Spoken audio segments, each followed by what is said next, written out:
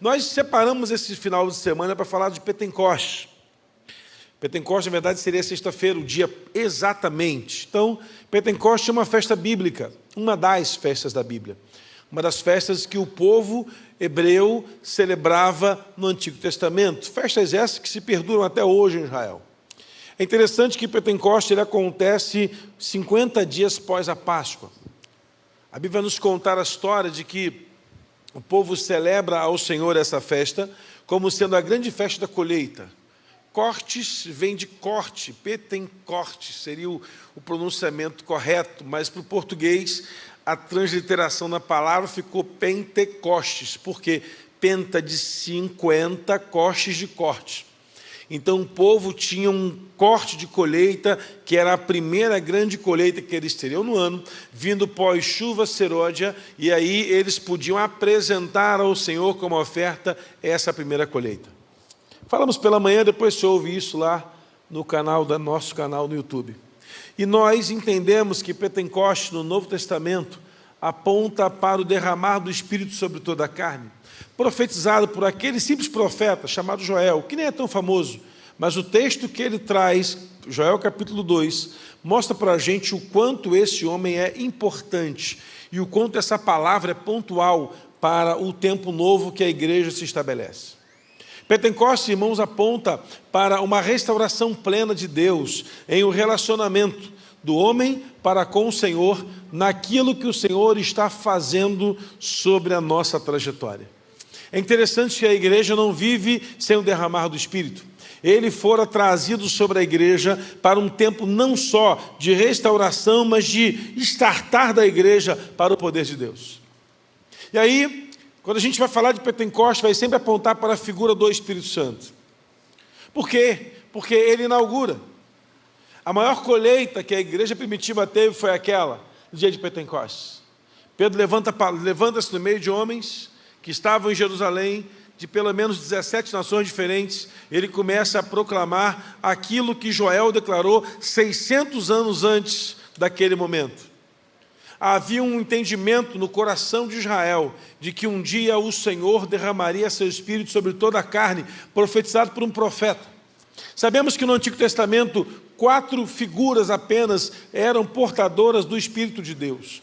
No Antigo Testamento, o Espírito Santo era chamado de Espírito de Deus, então haviam apenas 4 figuras que poderiam receber uma porção do Espírito de Deus para profetizar e falar em nome do Senhor. Profetas, sacerdotes, reis e juízes. E Joel, no capítulo 2, versículo 28, diz que toda a carne há de receber. Nesse momento, quando Pedro está pregando, um homem analfabeto, sem nenhum grande conhecimento, a Bíblia diz que o Espírito Santo foi derramado naquele lugar e as pessoas foram se convertendo, impactados pela palavra, mas transformados pelo Espírito. A palavra nos gera impacto, o Espírito nos gera transformação. É possível alguém ser impactado por uma palavra que escute, mas não ser transformado. Mas uma pessoa que é transformada pelo Espírito Santo, ela vai ter facilidade de ser impactada posteriormente pela palavra do Senhor. Agora, eu queria trazer para você uma outra parte daquilo que o Senhor estava fazendo na igreja do primeiro século. Quando olhamos para a igreja primitiva, ou as igrejas do primeiro século, ou as igrejas primitivas, como você achar melhor, nós vamos perceber que nesse grande movimento, a dificuldade do povo não era entender a Deus naquele tempo, porque Deus já era falado no meio daquela sociedade. A dificuldade era receber e compreender qual era a função do Espírito Santo numa instituição que já estava se movimentando. As pessoas, elas largavam o judaísmo, se agregavam ao cristianismo, iam para reuniões menores ali, para falar daquilo que Jesus ensinou, sobre a doutrina dos apóstolos, mas em alguns contextos faltava o poder. O poder é manifesto na pessoa do Espírito Santo na igreja do primeiro século, como é manifesto até o dia de hoje em nome de Jesus. Posso ouvir amém? Até hoje, o que nos faz levantar e chegar aqui como servos, intercessores, profetas, cantores, levitas, é o fato de termos sido transformados pela figura do Espírito Santo. E aí, eu vou parar a nossa história numa igreja, lá em Éfeso, Atos capítulo de número 19, abre comigo aí, Atos 19, a partir do versículo de número 1. Quem achou aí, diga amém. Então vai procurando, você não achou ainda. Agora quem achou, diga amém. Quem não achou, olha para a tela que também está lá. Isso sucedeu que, enquanto Apolo estava em Corinto, Paulo, tendo passado por todas as regiões superiores, chegou a Éfeso e ali encontrou alguns discípulos. Disse-lhes: recebestes-vos o Espírito Santo quando crestes? E eles responderam: nós nem ainda ouvimos que haja Espírito Santo. E perguntou-lhe então: em que sois batizados? E respondeu: no batismo de João. Mas Paulo disse: certamente João batizou com batismo de arrependimento, dizendo ao povo que cresce no que vinha, naquele que há de vir após ele, isto é, em Jesus Cristo. E aos que ouviram e foram batizados em nome de Jesus Cristo. E impondo-lhe as mãos sobre eles, o Espírito Santo veio, e falaram em línguas e profetizaram. E estes eram um total de uns 12 homens. A gente olha para 12 homens e pensa assim: nossa, tão pouca gente, não era gente mais. Vou te explicar por quê. Éfeso estava começando a ter ali uma congregação. Havia em Éfeso um movimento de judeus que estavam morando em Éfeso, levando a tradição do Evangelho. Você percebe que Éfeso não era uma cidade tão poderosa, tão grande, mas era uma cidade importante. Muitos judeus foram para Éfeso para fazer negócios. E ao chegarem ali, começaram a praticar a proclamação do Evangelho. Imagine, irmãos, 12 pessoas que estão ali. Paulo chega e descobre: tem um grupo de crente aqui, vamos lá nesse culto, porque onde crente chega quer estar em culto. Eu tiro férias e fico procurando igreja pelo Google, mais perto do lugar que eu estou de férias, para ir lá. E a gente chega assim, eu saio de férias, eu levo calça, sapato, Bíblia, porque tem que levar a Bíblia o crente quando sai de férias. Amém, meu irmão? Olha lá, estou de olho em você, hein? Eu vou chegar na tua casa de férias, vou olhar se você está levando a Bíblia mesmo. Aí eu fico procurando. Aí eu encontro, às vezes, igrejas. E aí vou lá para o culto, sento lá, canto. Bom que ninguém me conhece, eu choro, eu dou oferta, eu vou na frente quando o pastor chama para orar pela família. Quer ungir? Eu vou lá para receber unção. Mas ninguém me sabe que sou eu. E eu recebo lá tudo. Depois eu vou embora para casa, ungido e abençoado. Olha que interessante. Paulo chega e tem um culto. Falam de Jesus, ensinam do Evangelho, cantam, é uma bênção, está tudo em paz. E aí Paulo acha uma coisa estranha: teve culto, mas faltou poder de Deus. Não tem poder de Deus aqui. Tem uma coisa faltando. É possível, irmãos, viver numa igreja hoje sem a manifestação do poder do Espírito Santo? É. Eu não sei quanto tempo essa igreja permanece, mas não é, é possível. É possível, meu irmão, que possa ter um culto sem o poder de Deus? É possível. É possível que a gente faça um culto bacana, mecânico, legal. Irmãos, eu fui na consagração, eu já falei isso aqui. Um grande amigo meu foi consagrado pastor, e eu fui no concílio dele. No concílio eu fui um dos secretários do concílio, e fui para o culto. Fui com a família toda. Era um domingo de manhã, Vinícius era pequeno, nem Vanessa devia estar por aí já, né? Você estava, não tinha nem Vanessa era um projeto do céu ainda. E também na terra, que eu estava doido para ter uma filha. E aí o que aconteceu, irmãos? Cheguei lá no culto. Uma igreja linda, irmão, lindo. Um coral cantando com perfeito. Instrumental. Tinha até aquele negócio de trombone de vara, assim. Coisa linda. Piano lindo. Tudo era perfeito. Mas faltava uma visitação do Espírito Santo. Porque, gente, não é porque a gente canta bonito, não é porque a gente bate palma, não é porque a gente está falando da Bíblia que vai mover. Terminou o culto, pastor, o que você achou? Uau, que esplendoroso, que coisa linda, tudo bonito, mas faltava uma pitada de poder de Deus. Mas também já fui em lugar, irmãos, que era só o pandeiro e a vontade de tocar. Eu ia numa oração quando eu descia do monte, lá de umas irmãs da irmã Severina, meu irmão, o pau comia no pandeiro, pique.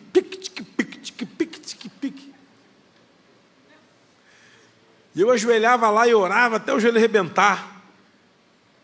O pessoal cantava desafinado, igual eu aqui na igreja. O varão que tocava violão tocando em tom, e o varão que estava cantando em gerre. Um perseguindo o outro. Era um negócio horripilante. Mas Deus estava naquele lugar. E embora não tivesse todo o aparato que a gente precisasse, eu estava vendo, irmãos, um vídeo das igrejas, de algumas igrejas na África, em lugares onde o evangelho chegou e ainda é perseguido. E estava vendo lá um negócio sensacional. Era uma tenda, os africanos cantando com uma vontade, e era constrangedor eles cantando: te amo, Deus, tua graça nunca falha. Eu não sei nada de inglês, nem da língua que eles, nem sei se é ninguém que estavam cantando, mas deve ser, porque Lorde ainda é inglês, né? Porque vai que mudar aí, né? O Alexandre muda as coisas que ele quer. Vai que Lorde não é mais Deus, né? E ele estava lá: te amo, Deus, tua graça, cantando. Irmãos, eu fiquei arrepiado pelo Instagram, no vídeo. Por quê? Porque ali é perceptível que o Senhor estava visitando aquele ambiente com a glória dele. Como é bom, irmãos, estar num ambiente onde Deus está agindo. E nós entendemos que é possível estar também num ambiente onde Deus não está agindo, mas está se falando dele. E o problema, irmãos, não é porque as pessoas não acreditam, é porque as pessoas não se moveram. O movimento para ser cheio do Espírito Santo não depende do céu, depende da terra. Porque o dia que o Espírito Santo foi derramado sobre toda a carne, já foi derramado. O que nos falta agora é você, buscarmos por essa visitação plena do Senhor. E à medida que nós buscamos, sabe o que acontece? O Senhor nos preenche, o Senhor nos valida, o Senhor ratifica que é a verdade, que podemos andar cheios do poder dEle na nossa trajetória. Agora, eu olho para essa igreja e vejo, meu Deus, eles estão lutando com a força do braço, estão pregando arrependimento, estão batizando pessoas, estão movimentando a cidade, mas está faltando o quê? Avivamento. O avivamento, meu irmão, é a resposta que o Espírito Santo dá à igreja a partir de uma busca incessante que temos a Ele. Tem pessoas que estão buscando há tanto tempo por algo. Eu quero dizer para você, meu irmão, que é possível provocar uma ação do Espírito Santo na nossa vida a partir da nossa busca. Por quê? Eu me lembro de lá quando eu comecei a pastorear, aí entrou aí os caçadores de Deus. Aí quando os pastores começam a falar mal do livro, eu compro para ler. Porque geralmente é coisa boa. Porque pastor, quando tem o que fazer, reclama do que os outros estão fazendo. E aí eu estava lá, comprei Caçadores de Deus. E aí tinha do lado Descobridores de Deus, comprei também. Porque vai que eu caço e não descobri ainda, ou eu descubro e não cacei. Comprei 2, levei para casa. Eu ficava lendo aquele livro pelos cantos da casa, assim, pensando, meu Deus, será que é possível viver isso tudo? Será que é possível voltar a ter milagre acontecendo na igreja?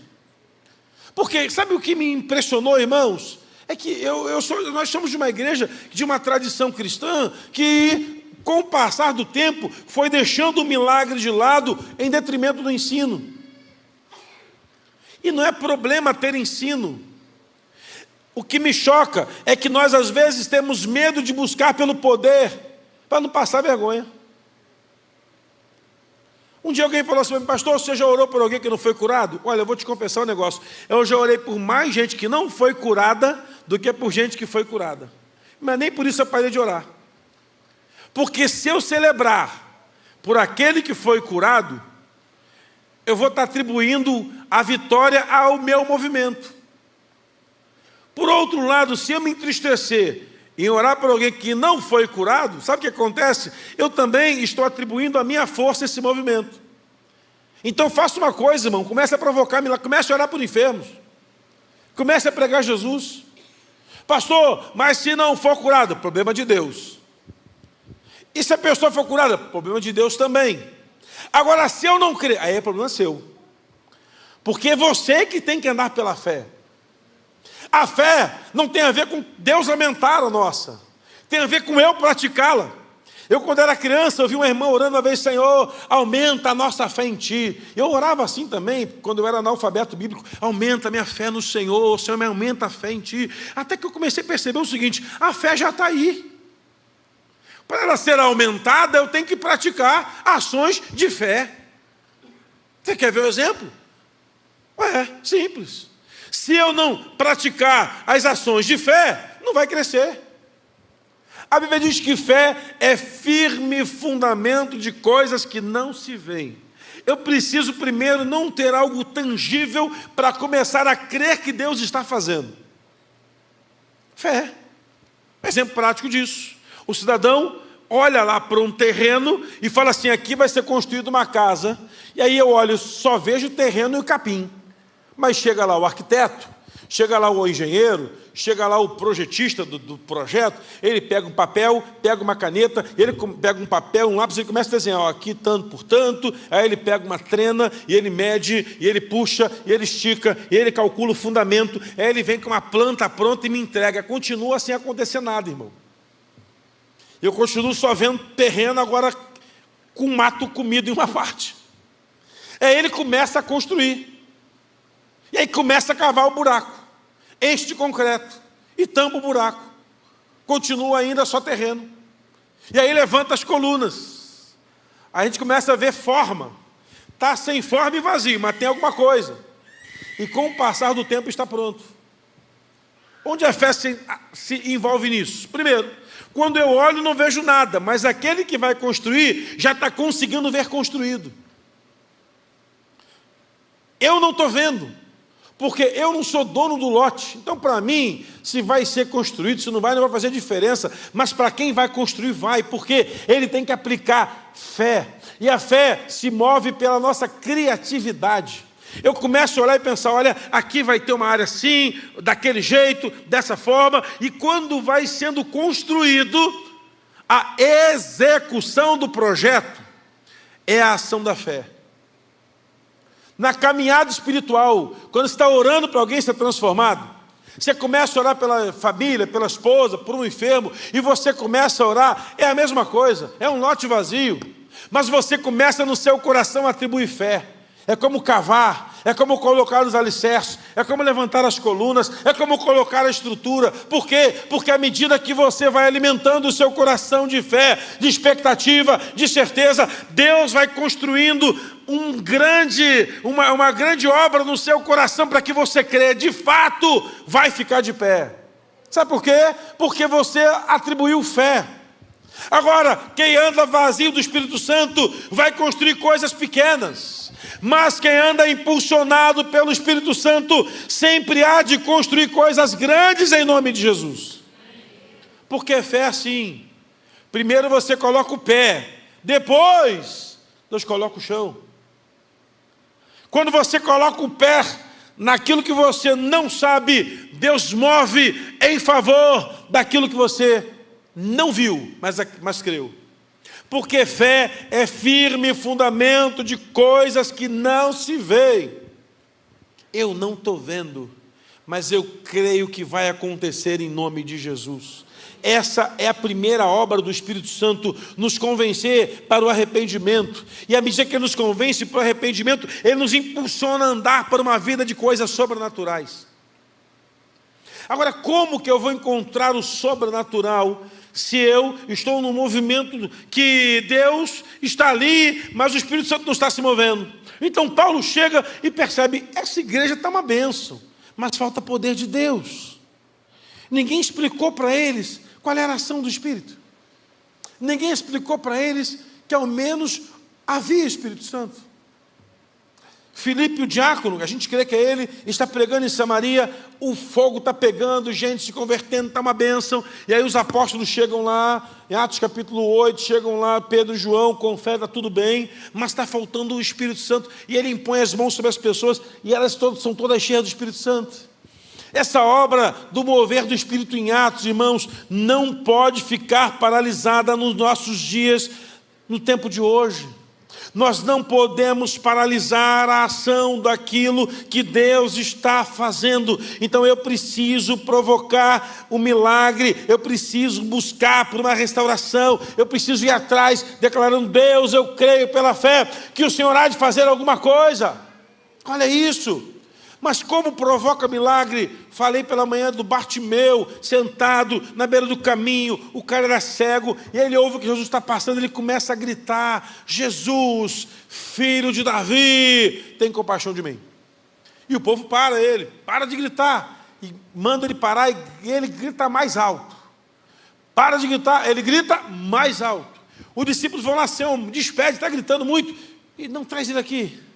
E Jesus olha para aquele cego e fala: o que queres que eu te faça? Que eu torne a ver. Então veja, olha que coisa. Aquele moço poderia ficar sentado, mendigando até o fim da vida na beira do caminho. Porém, ele provocou. Ele se moveu. Uma mulher com um sangramento de 12 anos, está morrendo com esse sangramento. 12 anos, o sangramento não cessa. A mulher está fragilizada, perdeu tudo que ela possuía, até o momento em que ela vai lá e declara: hoje eu vou tocar nas vestes de Jesus.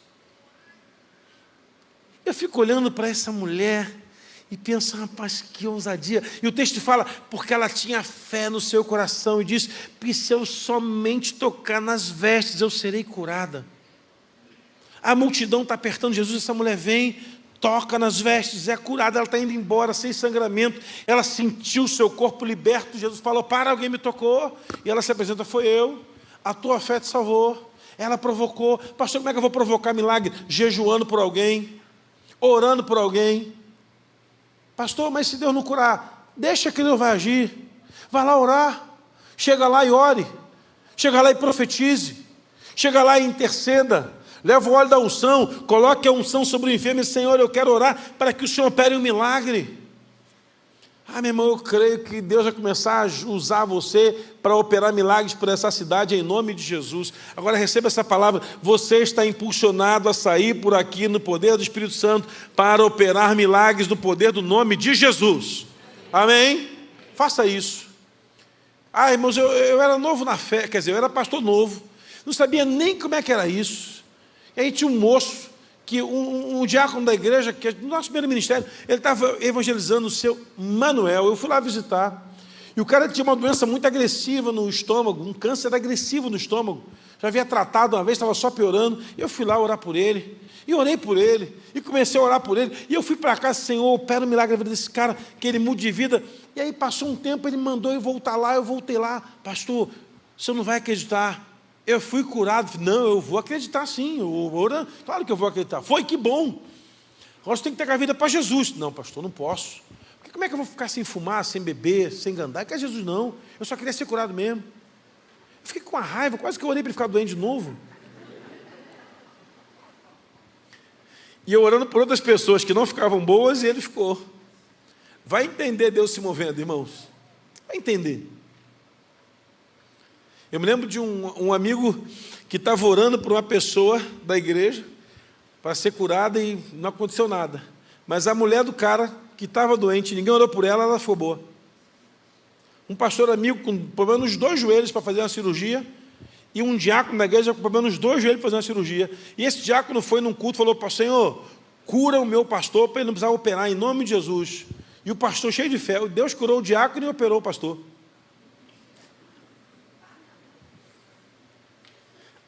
A fé nos move, mas o Espírito Santo nos impulsiona. Ele é quem nos dá ousadia para fazer. Ele nos dá ousadia para ir. Ele nos dá ousadia para falar. Ser cheio do Espírito Santo, irmãos, nos aponta para esse povo duas ações miraculosas: orar em línguas e profetizar. Esses homens, eles oravam em línguas e profetizavam. Orar em língua, vamos falar sobre isso um dia aí com o tempo. Edifica a si mesmo, mas profetizar edifica a igreja, edifica o povo. E esses homens saíam profetizando. Imagina que agora Éfeso tem 12 homens profetizando ali. Acontece um movimento extraordinário em Éfeso. Éfeso começa a se desenvolver como igreja, a ponto de que é enviado um pastor para cuidar da igreja de Éfeso. Éfeso passa por um avivamento.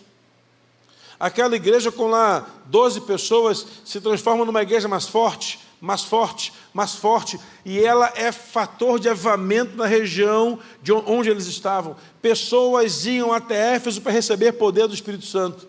Paulo designa um pastor para lá, manda uma carta para orientar a igreja de Éfeso, e ela é uma igreja que está debaixo da bênção poderosa do Espírito Santo, porque aquela geração foi impactada pelo Espírito Santo. Olha que coisa impressionante está acontecendo nessa cidade, porque alguém passou por lá e ativou profeticamente uma ação do céu sobre aquele povo. Irmãos, nós precisamos todos os dias profetizar, orar e ativar nas pessoas o impulsionamento para fazerem coisas em nome de Jesus. Então, essa semana na célula, ore por isso. Nós orientamos o povo a praticar compaixão esse mês. Pratique compaixão e atribua o que você está fazendo ao poder do Espírito Santo que foi derramado em sua vida a fazer na vida de outros. Fomos convocados para fazer uma ação, e a nossa ação, irmãos, é ser abençoador. É maravilhoso um crente cheio do poder de Deus chegando num ambiente de caos.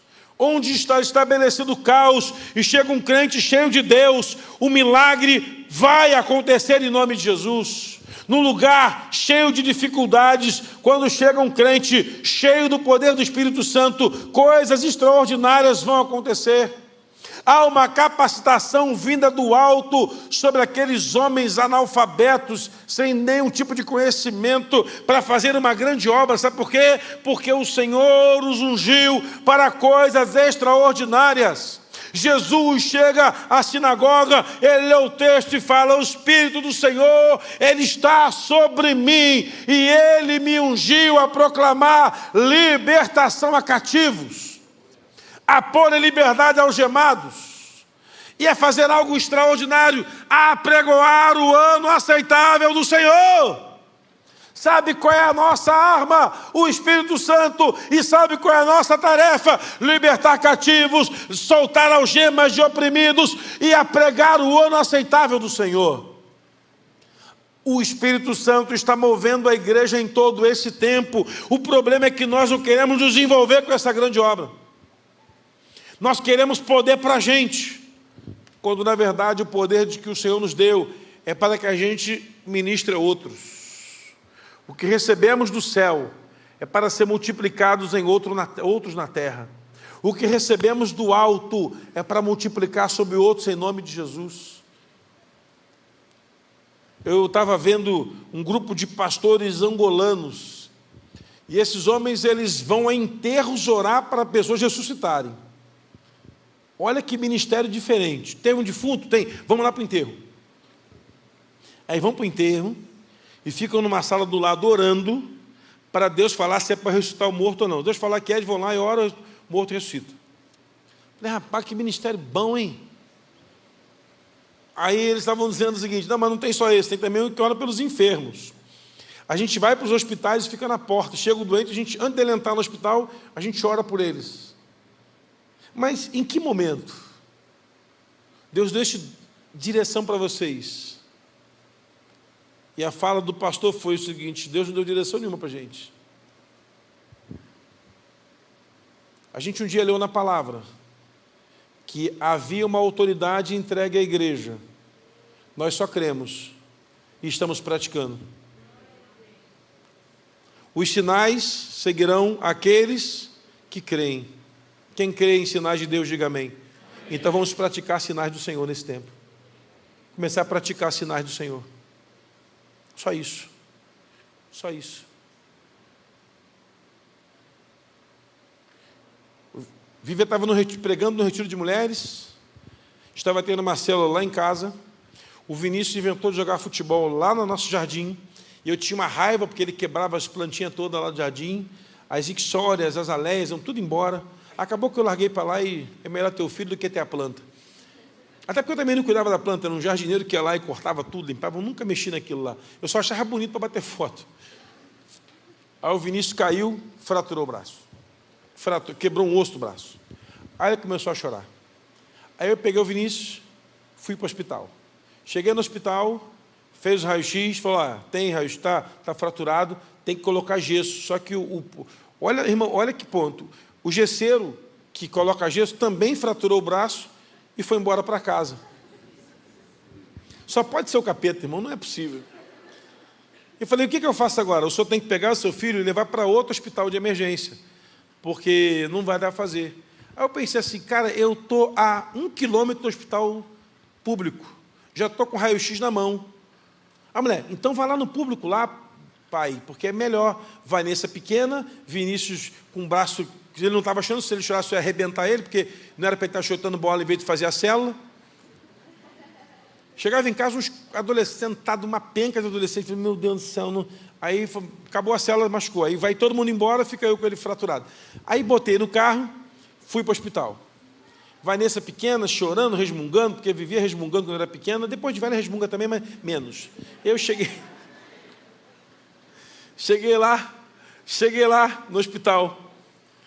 Entrei no hospital, falei com você, amigão, meu filho quebrou o braço, tem que fazer raio-x. Então, eu só queria mostrar para o ortopedista, e aí liguei, porque o diretor do hospital era meu amigo, aí tem esse lado também, né? Aí, não, pastor, procura o doutor fulano, chega lá, doutor fulano, não está aí hoje não.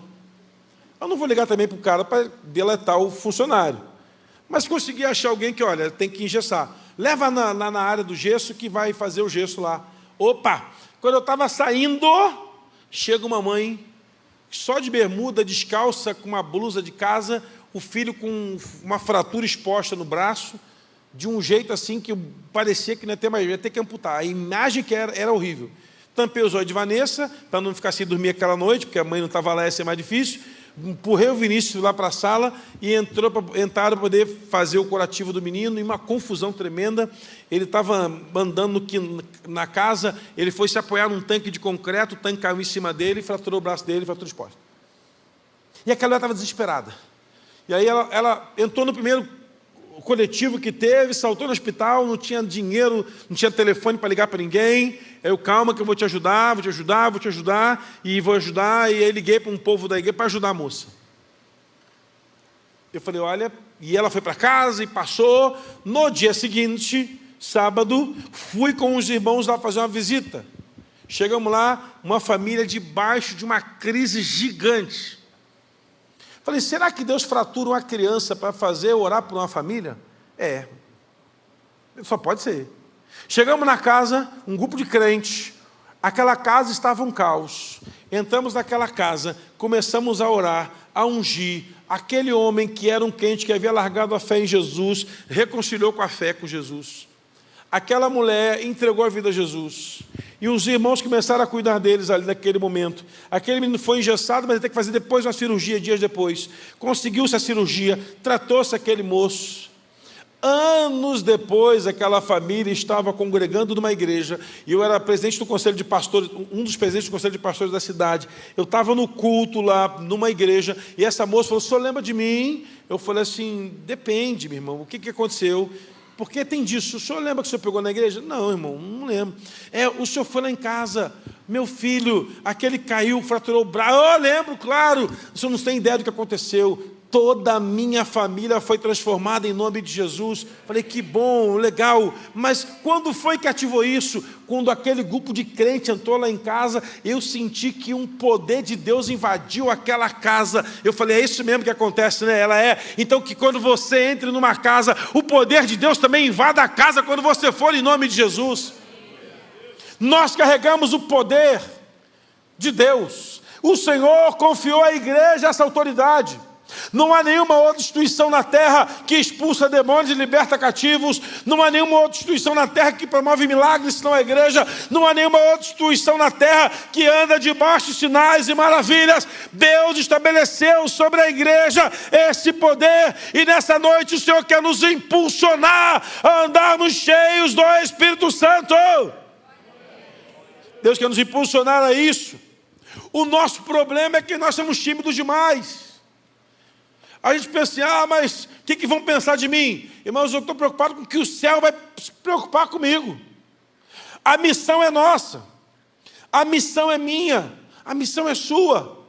A missão é da igreja. Eu, quando era um novo convertido, eu ouvi um missionário, porque eu sempre ouvi assim, porque quando eu era novo convertido, eu comecei a ler a Bíblia insanamente.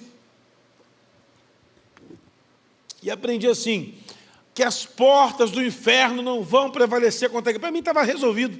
Era só estar na igreja, né? Até que vi os missionários na igreja pregar e acabava com a nossa fé. Que o missionário falava assim, ó, porque lá em tal lugar fechou a igreja, em tal lugar fechou a igreja. Eu falei, meu Deus, mas não pode. A porta do inferno não pode prevalecer contra a igreja. E assim, aí, os missionários sempre usavam esses termos, né? Mas como ouvirão se não há quem pregue, como diz Paulo? Como pregar se ninguém se dispõe a ir? E aí eu achava assim, irmão, eu tenho que ir. Senhor, eu tenho que ir. Porque se ninguém for, eu tenho que ir. E aí eu ia, todo missionário ia na igreja, eu ia lá, orava com o missionário, dava o dinheiro de oferta, dava tênis para levar para o campo missionário, e era assim. E era assim. E eu pensava assim, olha, quem ama Jesus tem que ir para o lugar mais extremo da terra pregar Jesus para quem nunca vai ter oportunidade de, eis-me aqui, Senhor.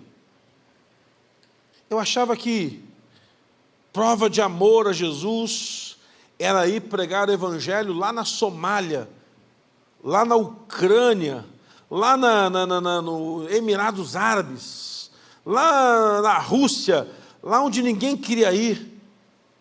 E um dia, numa promoção missionária, uma pessoa me disse, pastor, você não vai para o campo missionário nunca. Mas por que Deus não vai me permitir? Qual o problema? O que eu fiz para Jeová para não deixar para o campo missionário? E ela falou assim, Deus levantou você para ser um viabilizador de projetos. Eu não sabia o que era viabilizador, fiquei calado, né? Que eu também não vou dar planta. Amém. Oxe, viabilizador. Que tem tantas palavras na vida que a gente não sabe o que significa. Também não vou dar mole. Não, viabilizador, glória a Deus. Fui para casa. Para os menores de 30 aí existe um negócio chamado dicionário, que nós chamávamos de pai dos burros, mas na verdade é pai dos interessados. Peguei o dicionário e descobri que viabilizador vinha de viabilizar. E descobri o que era ser um viabilizador. E conversei de novo com essa moça, que era minha chefe de missões lá. Falei, mas você acha? Ela você consegue levantar recurso para mandar para o campo. Então o seu amor por missões tem que ser esse. Viabilizar. E um dia, eu orando ao Espírito Santo, ouvi uma mensagem de um pastor norte-americano, de um pastor indiano, que pregava num congresso nos Estados Unidos. Alguma coisa sem bala, eu não sei o primeiro nome dele. E ele falava assim, irmãos, mais importante do que ir, é quem vai estar aqui orando por quem foi, e enviando recursos para chegarem lá.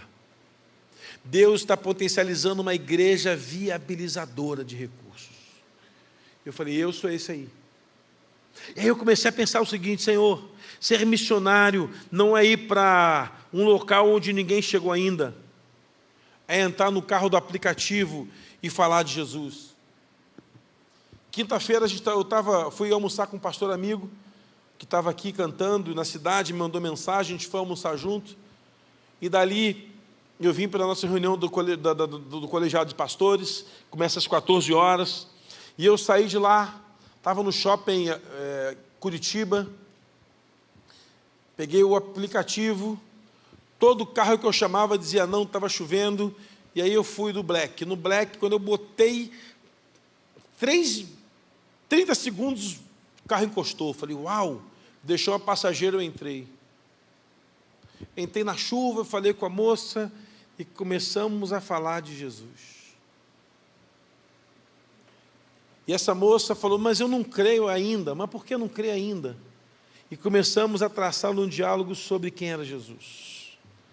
E essa moça falou assim, eu não ia fazer mais corrida, mas como é para perto do meu trabalho, onde eu estou indo, eu peguei. E ela não só entregou a vida a Jesus lá, eu peguei o telefone dela, ela é vizinha da Alcance. Eu entreguei para o pessoal da Alcance que estava aqui, falei, vai atrás dessa moça para mim. Vocês têm o compromisso de batizar em nome do Pai, do Filho e do Espírito Santo. Porque já que ela mora mais perto, fica lá. E aí, hoje pela manhã, o rapaz falou, olha, ela está para vir no culto. E eu falei, eu quero ver ela sendo batizada em nome de Jesus. Nós fomos levantados para promover milagres, porque arrependimento é milagre. Falar a Jesus, falar a um coração desesperançoso sobre o poder do Evangelho é um milagre. Pessoas serem transformadas porque nós pregamos a elas é um milagre. Eu quero dizer para você, meu irmão, que o Senhor quer nos ungir com esse propósito de gerar libertação. Paulo está orando por aquele povo Paulo está indo embora. A melhor bênção, a maior bênção que Paulo deixa naquela igreja é um povo cheio do Espírito Santo. A maior oferta que Paulo pode dar àquele povo é deixar sobre eles um povo cheio do Espírito Santo. Não há nada melhor do que isso. A gente às vezes vai a alguns congressos de ativação profética, de poder de Deus. Eu gosto desse negócio, sabe por quê? Irmão, eu vou lá, eu corro, eu choro, eu agarro nas pernas do pregador, eu não estou nem aí. Ah, pastor, reputação, eu não estou nem aí, irmão. Eu quero é Deus, eu quero estar cheio de Deus, ser carregado do culto. Eu quero isso. Vão falar mal de você. Se eu não fizer nada, vão falar mal também. Então fale mal comigo, cheio de Espírito Santo.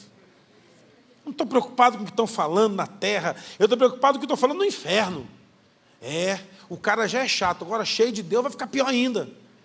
Irmão, tem dois lugares que o crente tem que ser reconhecido. No céu, pelas suas obras na terra. E no inferno, porque ele está pisando na cabeça do diabo. O lugar em que nós temos que ser reconhecidos é no céu, pelos galardões que estamos depositando lá. E no inferno, porque estamos destronando Satanás nesse tempo e nessa geração. Deus está precisando levantar jovens, mulheres, homens, crianças, que vão andar cheios do Espírito Santo. Com um só objetivo: desfazer as obras do diabo. E ter profundas experiências com Deus. É impossível ter uma profunda experiência com Deus se eu não estiver buscando pelo poder do Espírito Santo na minha vida. Deus está convocando a igreja para esse tempo. É o tempo da igreja ser impulsionada a andar cheia do Espírito Santo. Estamos sendo convocados a vivermos cheios do Espírito Santo. Estamos sendo convocados a falarmos no poder do Espírito Santo. Estamos sendo convocados a cantar na autoridade e no poder do Espírito Santo. Irmãos, é maravilhoso, é lindo quando temos um bom discurso, mas o nosso bom discurso não muda uma vida, mas uma pessoa cheia do poder de Deus. Quando ela abre a sua boca, o poder de Deus é fator restaurador a muitos corações, em nome de Jesus. Deus está nos convocando a sermos crentes tomados por uma paixão, que vamos permanecer dia após dia, momento após momento, semana a semana, hora a hora, dizendo: Senhor, eu vou andar pela Tua presença, fazendo a Tua obra, cheio do Teu poder, em nome de Jesus. E por que estamos nesse momento falando sobre isso? Porque vai ser impossível, irmãos, nos tempos vindouros, daquilo que estamos passando, sermos uma igreja de crentes comuns, como era aquela igreja de Éfeso, sem o poder do Espírito Santo. Vai ser muito difícil subsistir as perseguições que têm sido trazidas a gente. Nós olhamos para a igreja perseguida no mundo, e por onde a igreja perseguida passa, meu irmão, ela nos dá uma marca fenomenal. Ela permanece na perseverança daquilo que o Senhor prometeu a ela, e nós só continuaremos permanecendo debaixo da promessa do Senhor se tivermos de verdade cheios do Espírito Santo. Eu queria orar com você por isso, para que o Senhor possa tocar você nessa noite. Eu queria orar com você, para que o Espírito Santo possa não apenas tocar na sua vida, mas mover a sua vida. Não apenas convocar você para essa grande comissão, mas encher você de poder, para que você viva sinais, prodígios e maravilhas, em nome de Jesus. Essa é uma convocação do céu para a terra. Restaurar os que estão desesperados e perdidos, na autoridade e no poder do Espírito Santo. Se coloque de pé onde você está, em nome de Jesus. Eu quero orar com você, meu irmão. Eu quero que você nessa noite diga ao Senhor: o Senhor pode me usar. Eu quero ser usado. Eu quero que o Senhor use a minha vida. Eu quero que o Senhor mova a partir da minha vida. Eu quero que o Senhor toque a partir das minhas mãos. Eu quero que o Senhor fale a partir dos meus lábios. Eu quero que o Senhor abrace a partir dos meus braços. É o que nós precisamos. Senhor, eu quero que quando a pessoa me ouvir falando, ela consiga ouvir a voz do céu. Isso é uma pessoa cheia do Espírito Santo. Senhor, eu quero que quando alguém for tocado, seja a igreja tocando, seja o Senhor tocando. Estamos num tempo de ativação, declarando: o Senhor usa a minha vida. E eu queria orar por você, para que o Senhor possa usar você nesse tempo. Queremos também já nessa noite orar por enfermos, caso haja entre nós. Hoje é uma grande noite para Deus operar milagres no nosso meio, em nome de Jesus. Então feche seus olhos onde você está. Comece a orar ao Senhor. Comece a dizer: Senhor, eu estou aqui, eis-me aqui. Senhor, usa a minha vida. Eu quero ser esse homem enviado para chegar numa geografia e fazer uma grande obra que só o Senhor pode operar a partir da minha vida. Quando Isaías está no templo, o Senhor pergunta: quem enviarei? Isaías diz: eis-me aqui, Senhor. Nessa noite, o Espírito Santo está buscando um homem, um jovem, uma mulher, um músico, um intercessor, um pregador, que vai se mover segundo o poder do Espírito Santo para coisas grandes em nome de Jesus. Erga suas mãos aos céus nessa noite, comece a clamar: Espírito Santo, encha minha vida, transforma minha vida, Senhor, usa minha vida, Senhor. Oh Espírito de Deus, oh Jesus, se há algum enfermo nesse lugar, nós queremos orar por você, meu irmão. Se tem alguma enfermidade no seu corpo nesse momento, venha até o altar do Senhor, que os intercessores vão orar com você. É possível que nessa noite movam-se milagres aqui. Quem sabe não é o seu? Vem para o altar, os intercessores vão orar com você. Pastor, o meu caso é esse, a gente quer orar contigo. Vem aqui, ora aqui com essa jovem aqui, ora com ela, vê a causa da oração, o motivo da ação. Vamos orar, nossa fé está aqui para isso, estamos ativados pelo Espírito Santo. Temos aqui outra, vem, vamos lá, vamos orar aqui, intercessores. Aqui, intercessores, pastores, ore com esse irmão, pergunta o motivo da oração, pergunta qual é a intenção da oração e ore por ele, ore por ela. Eu creio que hoje os milagres do Senhor se estabelecem nesse lugar. Então pergunta: olha, qual é o problema que você quer oração? Vamos orar. Tem aqui uma outra jovem chegando aqui, ore com ela aí, por favor, pastor. Mais alguém? Vamos orar por você nessa noite. Espírito Santo de Deus, começa a tocar nessa noite, Pai, curando, restaurando, quebrando, Pai, cadeias que aprisionam teus filhos, Pai. Hoje é uma noite de milagre, hoje é uma noite de restauração, hoje é uma noite de transformação. Hoje corpos serão restabelecidos na autoridade, na unção do Espírito Santo de Deus. Nós declaramos uma semana de milagres, de restaurações, de ações do céu na terra, onde nós seremos o instrumento. Usa a nossa vida, Senhor, apesar de sermos pecadores miseráveis. O Senhor acredita em nós e há de nos usar nesses dias para trazer restauração por onde passarmos, em nome de Jesus. Quem crê, dê um forte aplauso ao Senhor. Vai em paz, declarando: Espírito, Espírito que desce como fogo, vem como em Pentecoste e me enche novo, Senhor.